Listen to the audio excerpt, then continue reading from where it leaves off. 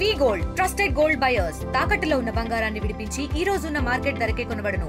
మరిన్ని వివరాలకు సంప్రదించండి 7710 కూటమి ప్రభుత్వం అధికారంలోకి వచ్చి సంవత్సరం కాలం పూర్తయినా సరే ఇచ్చిన హామీలన్నీ కూడా నెరవేర్చలేదంటూ అన్ని సూపర్ సిక్స్ హామీలన్నీ కూడా నెరవేర్చకుండా ప్రజలను వెన్నుపోటు పొడిచారని, అలాగే ఈ నెల 4వ తేదీన వెన్నుపోటు దినోత్సవంగా ఈరోజైతే కార్యక్రమానికి అయితే పోస్టల్ ఆవిష్కరణ అయితే చేస్తున్నారు. అలాగే ముఖ్యంగా పిఠాపురం నియోజకవర్గం నుంచి కూడా వైసీపీ ఇన్ఛార్జ్ మాజీ ఎంపీ వంగ గీతా విశ్వనాథ్ ఆధ్వర్యంలో అలాగే ఈ యొక్క పోస్టల్ వెన్నుపోటు దినం కార్యక్రమానికి అయితే పోస్టల్ అయితే ఇక్కడ ప్రారంభించినటువంటి పరిస్థితి ఉంది.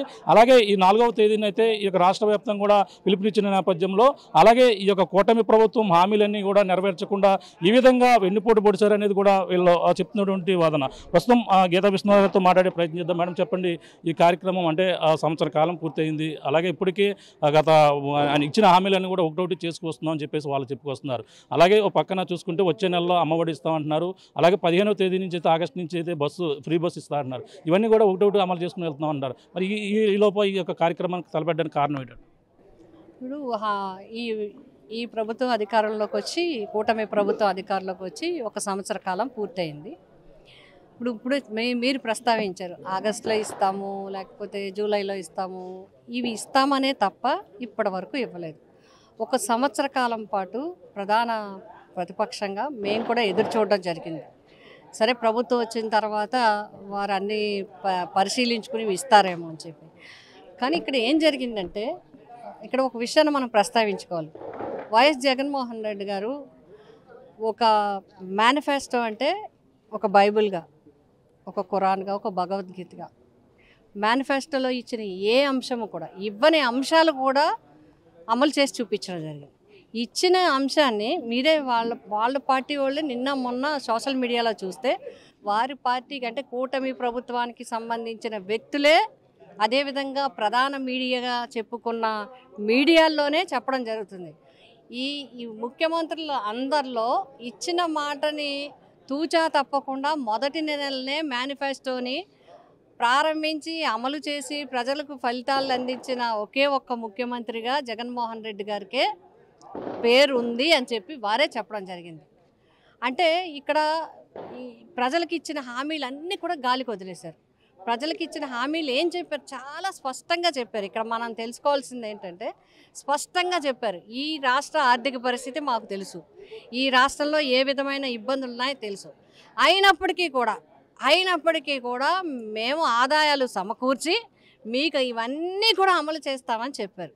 చెప్పి ఇదిగో అదుగో ఇస్తాము, వస్తుంది ఉచిత బస్సు వస్తుంది, అమ్మఒడి వస్తుంది, లేకపోతే నీకు 18,000 వస్తుంది, నీకు 15,000 వస్తుంది, రైతుకి 20,000 వస్తుంది, నేతన్నకి ఇది వస్తుంది, లేకపోతే ఇంకొకరికి అది వస్తుంది అని చెప్పి చెప్పడమే తప్ప ఇప్పటి వరకు ఈ రోజు వరకు కూడా ఒక్కటి కూడా అమలు చేయలేదు. అందుచేత ప్రజలందరూ కూడా చాలా ఇబ్బందుల్లో ఉన్నారు. ఎందుకంటే ప్రజలకు చాలా ఆర్థికపరమైన ఇబ్బందులు, ఆరోగ్యపరమైన ఇబ్బందులు, విద్యాపరమైన ఇబ్బందులు ఇవన్నీ కూడా వాళ్ళు ఫేస్ చేస్తున్నారు. వాళ్ళు బాధపడుతున్నారు. వాళ్ళకి అండగా ఎవరు ఉండాలి? మరి ప్రభుత్వం అండగా లేనప్పుడు ప్రతిపక్షమే అండగా ఉండాలి. కనీసం మేము అందరం కూడా మీకున్నాం, మీరు భయపడొద్దు, మేము ప్రభుత్వం మీద ఒత్తిడి తెస్తాం, మీకు ఇచ్చిన హామీలు అమలు చేసేలాగా మేము వెన్నంటూ ఉంటామని భరోసా ఇవ్వకపోతే ఎవరిస్తారు? అంతేకాకుండా ఇచ్చినది ఇచ్చినట్టుగా మేనిఫెస్టోని అమలు చేసిన వ్యక్తులుగా గర్వంగా మేమందరం కూడా ప్రజల పక్షాన్ని నిలుస్తున్నాం. ఎందుకంటే ఇచ్చినవన్నీ అమలు చేసాం. ఈరోజు ఈ ప్రభుత్వం ఇవ్వట్లేదు. అందుకే వైఎస్ఆర్సీపీ పార్టీ తరఫున జగన్మోహన్ రెడ్డి గారు ఒక కార్యక్రమాన్ని తీసుకుని పార్టీ కేడర్ అందరికీ ఒక డైరెక్షన్ ఇవ్వడం జరిగింది.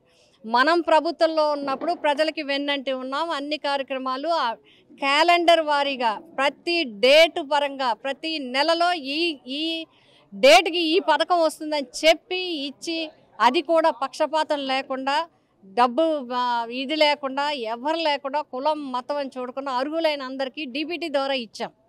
కాబట్టి ఆ రోజు అట్లా చేశాము. ఈరోజు ఈ ప్రభుత్వం ఇవ్వట్లేదు కాబట్టి ప్రజల పక్షాన మనం నిలదీయాలి, మన నిరసన తెలియజేయాలి. అందుకోనే జూన్ 4వ తారీఖున వెన్నుపోటు దినం అనే ఒక కార్యక్రమాన్ని పెట్టి ప్రజలందరి తరపున కూడా అందరూ ఒక ఏకదాటిగా రాష్ట్ర వ్యాప్తంగా 175 నియోజకవర్గాల్లో కూడా నియోజకవర్గ హెడ్ క్వార్టర్స్లో అందరూ నిలబడి శాంతియుతంగా గట్టిగా ప్రజల వెన్నంటి ఉండి పథకాలన్నీ అమలు చేయాలి. ఏదైతే పేద బడుగు బలహీన వర్గాలకి హామీలు ఇచ్చారో ఆ హామీలను అమలు చేయాలనే నిరసన తెలియజేయడానికి ఈ కార్యక్రమం పెట్టడం జరిగింది.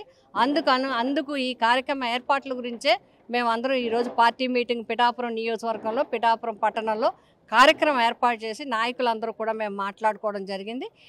ఈ కార్యక్రమంలో కార్యకర్తలు నాయకులు గ్రామాల్లో ఉండే వాళ్ళందరూ కూడా పాల్గొని ప్రజలకి మన మద్దతు తెలియజేయాలి, ప్రభుత్వానికి నిరసన తెలియజేయాలి, ప్రభుత్వం ఆ పథకాలు అమలు చేసే వరకు మనం ఒత్తిడిని పెంచాలనే కార్యక్రమాన్ని తీసుకోవడం జరిగింది. అంటే సంవత్సర కాలంలో చూసిన అభివృద్ధి వారవలేక అలాగే రోడ్లు వేస్తాం, అలాగే ప్రజలకు అండగా ఉంటున్నామని ఈ అభివృద్ధి చూడసి వారవలేక ఇటువంటి స్టంట్లు వేస్తుంది వైసీపీని టీడీపీ నాయకులు అలాగే కూటమి నాయకులు చెప్తున్నారు. ఇప్పుడు రోడ్లు వేసాము, గుంటలు పూడ్చాము, దీనికి కాదని ఎవరు అంటారు? గుంటలు పూడ్చారా, ఆ గుంటలకి లేకపోతే ఓపెనింగ్ పెట్టారా, ఇవన్నీ కాదు. హామీలు ఏం చేశారు? సూపర్ 6 ఏమైంది? 6లో నెంబర్ 1 అమలు చేశారా, నెంబర్ 2 అమలు చేశారా, నెంబర్ 3 అమలు చేశారా, నెంబర్ 4, 5, 6 6లో ఈ ఒక్కటి ఇదిగో ఎంతమందికి ఇచ్చామని చెప్పమానండి. ఇంక ఇన్ని మాటలు ఎందుకు? ఒక్క సంవత్సర కాలం 12 నెలలు పూర్తయిన 6 పథకాలలో కనీసం కొంతమందికి కూడా చేయని పరిస్థితి ఏర్పడింది. కాబట్టి వీటికి కదా మేము చెప్పేది, మా నిరసన వీటికే అడుగుతున్నాం. ఈవేళ గుంతలు పూడ్చారు, రేపు వర్షాలు పడితే మళ్ళీ గుంటలు పడతాయి, మళ్ళీ పూడ్చాలి. ఇది నిరంతర ప్రక్రియ. రోడ్లు వేయటం మిగతావన్నీ ఇంకా చాలా విషయాలు ఉన్నాయి. చాలా విషయాలన్నీ కూడా ముందుకు వస్తాయి. విద్యను ఎట్లా నిర్వీర్యమైంది, వైద్యం ఎట్లా నిర్వీర్యమైంది, స్కూల్స్ ఎట్లా వెనకబడ్డాయి, లాంగ్వేజ్ ఎట్లా వెనకబడింది, ప్రభుత్వ వైద్య కళాశాలలు వెనక్కి వెళ్ళిపోయి, ఇవన్నీ కూడా చర్చకు వస్తాయి. కానీ మేము అందరం కూడా అడిగేది ఒక్కటే, నేను పేదల పక్షాన్ని అడుగుతూ ఉన్నాం, పేద బడుగు బలహీన పక్షాల వర్గాల తరపున అడుగుతూ ఉన్నాం. వాళ్ళ తరపున మీరు ఒక్క పథకం ఒక్కటి అమ్మఒడి ఇవ్వలేరు. ఏం చేయాలి? పేదవాళ్ళు ఏం చేయాలి? ప్రభుత్వం ఆదుకోకపోతే ఏం చేయాలి? ప్రభుత్వం వెన్నంటూ ఉండకపోతే ఏం చేయాలి? ఇచ్చిన హామీలు వాళ్ళు నమ్మారు కదా వాళ్ళు నమ్మి వాళ్ళకి వేయకపోవడం అనేది తప్పు కదా. మీరు కారణం ఏదో చెప్పద్దు. మేమేమంటున్నామంటే ప్రభుత్వాన్ని ఇవన్నీ వద్దు, మీరు ఏం చేశారు ప్రజలకి చెయ్యండి, రోడ్లు వేయండి, లేకపోతే బిల్డింగ్లు కట్టండి, చెయ్యండి. సూపర్ 6లో ఇచ్చిన సూపర్ 6 6 పథకాలు అమలు చేయండి. ఇది గత ప్రభుత్వం తప్పిదం వల్లే ఖజానా ఖాళీ చేశారు, అందుకని ఇవన్నీ చేయడానికి సమయం పడుతుందని కూడా చెప్పుకొస్తున్న పరిస్థితి. దాన్ని ఎలా చూడాలంటే ఇప్పుడు అది కూడా తప్పుగానే చెప్తున్నారు. అసెంబ్లీలో 14 లక్షలు అంటారు, అసెంబ్లీలో 4 లక్షలు అంటారు, బయటకు వచ్చి సభల్లో 14 లక్షలు అంటారు. అసలు ఒక మాటకి పంతన లేదు. ప్రభుత్వము వల్ల ప్రజల పథకాలు ఇవ్వాలంటే గత ప్రభుత్వము ఇబ్బంది పెట్టింది, గత ప్రభుత్వం చేసిన అప్పుల వల్ల అంటున్నారు. మరి మీరు అప్పులు చేయడానికి, మీరు కార్యక్రమాలు చేసుకోవడానికి మాత్రం ఈ అప్పులు ఎక్కడ అడ్డం రావట్లేదు. ఇప్పటి వరకు ఇంచుమించుగా నాకు తెలిసినంత వరకు లెక్కలు కరెక్ట్ అయితే 3.5 లక్షల కోట్ల రూపాయలు మాత్రమే ఈ 5 సంవత్సరాల్లో అప్పు చేసింది వైఎస్ఆర్సీపీ ప్రభుత్వం. కానీ ఒక సంవత్సరం దాటకుండానే 1.5 లక్షలు అప్పులు చేసింది ఈ ప్రభుత్వం అని చెప్పి ఆర్థికవేత్తలే చెప్తున్నారు. మరి దీన్ని ఎలా అర్థం చేసుకోవాలి మనం? కాబట్టి ఇప్పుడు ఈ చర్చలన్నీ పెట్టి అసలు చర్చని పక్కదారి చేయడానికి చేస్తున్నాం. మేము ఇవన్నీ చెప్తాం, దానికి ఆర్థికవేత్తలు ఉన్నారు, మిగతా వాళ్ళు అన్నారు, అందరూ చెప్తారు. సూపర్ 6లో ఏ ఒక్కటి అమలు చేశారు? ఈ ఒక్క సంవత్సర కాలంలో అమలు చేసిన పథకం ఏంటి? 6లో అమలు ఎన్ని అయ్యాయి? అదే కావాలి. అంటే 12వ తేదీతో సంవత్సరం పూర్తవుతుంది. అలాగే ఇప్పుడు వెన్నుపోటు దినంగా మీరు ప్రచారంలో ప్రజలతో ముందుకెళ్తున్నారు. ఏ విధంగా మీరు వాళ్ళందరూ కూడా ఇవన్నీ కూడా వివరించే ప్రయత్నం చేయబోతున్నారు? ఆల్రెడీ ప్రజలకు అందరికీ తెలుసండి. ప్రతి ఒక్క అమ్మఒడి రాలేని తల్లులు తెలుసు, లక్షలాది మంది ఉన్నారు. 2.5 లక్షల కోట్ల డబ్బుతో ఇచ్చామని చెప్పి గతంలో మనకి లెక్కలు ఉన్నాయి. అమ్మఒడి ఎన్ని లక్షల మందికి ఇచ్చారు, వసతి దీవెన ఎంతమందికి ఇచ్చారు, విద్యా దీవెన ఎంతమందికి ఇచ్చారు, ఉచిత బస్సు ఇస్తున్నారు, రైతు భరోసా ఎంతమందికి ఇచ్చారు, చేయూత ఎంతమందికి. సరే ఈ పథకాల పేర్లు మార్చారా ఏంటని 18,000 ఎందుకు అంటే ఒక మహిళకి 18,000 ఇస్తున్నారు, ఒక మహిళకి 15,000 ఇస్తున్నారు. అమ్మఒడికి నలుగురుంటే నలుగురికి ఇస్తున్నారు. ఒక ఇంట్లో నలుగురు పిల్లలు ఉన్నారు, లేకపోతే 3 పిల్లలు ఉన్నారు. 3, 15, 45. ఈ సంవత్సరం 45 పోయే. ఇంకొక ఆవిడకి 15,000 ఇస్తున్నారు, పోయింది. ఇంకొకటి 18,000 ఇస్తున్నారు, పోయింది. సంవత్సరాలు 45 సంవత్సరాలు 50 సంవత్సరాలకి పెన్షన్ ఇస్తా అన్నారు, పోయింది. అంటే ఈ రైతుకి 20,000 పోయింది. అంటే ఈ సంవత్సర కాలంలో ఇన్ని లక్షల మందికి ఇన్ని లక్షల కోట్ల రూపాయల బెనిఫిట్ పోయిందా లేదా చెప్పండి. ఇది వాళ్ళకి తెలుసా లేదా? నా ఇంట్లో 4 పథకాలు వస్తే నాకు కష్టంగా ఉంటుంది, నాకు బాధగా ఉంటుంది. ఆ డబ్బుతో నేనేదో ఒక రకంగా ప్లాన్ చేసుకుని నా బిడ్డలను చదివించుకోవడమో, నేను ఇంకోటో చిన్న వ్యాపారం చేసుకోవడమో, లేకపోతే నా కుటుంబానికి ఆధారంగా చేసుకోవడమో ప్లాన్ చేసుకున్నదాన్ని నేను, రాకపోతే బాధపడేది నేను. అలా బాధపడుతున్నారు పేద కుటుంబాలు. వాళ్ళని అడిగితే గ్రామాన మైక్ పెడితే వాళ్ళే చెప్తారు, నీకేం రాలేదమ్మా, నీకేం రాలేదంటే మాకు ఏదీ రాలేదంటారు. రేషన్ పంపిణీ విధానాన్ని ఎలా చూడాలంటారు? ఈ యొక్క ఎండి వాహనాలు తొలగించారు, దీని అంతే మొదలుపెట్టిన పరిస్థితి ఉంది, ఎలా చూడాలంటారు? ఇప్పుడు రేషన్ విధానం అనేది, రేషన్ విధానము ఇంకా మిగతా విధానాలు చూసినట్లయితే రేషన్ విధానం ఎప్పుడు కూడా దగ్గరకంటా వెళ్తే మోసం జరుగుతుందా, ఒక చోట కాన్సన్ట్రేట్ చేస్తే మోసం జరుగుతుందా అనేది అందరికీ తెలుసు.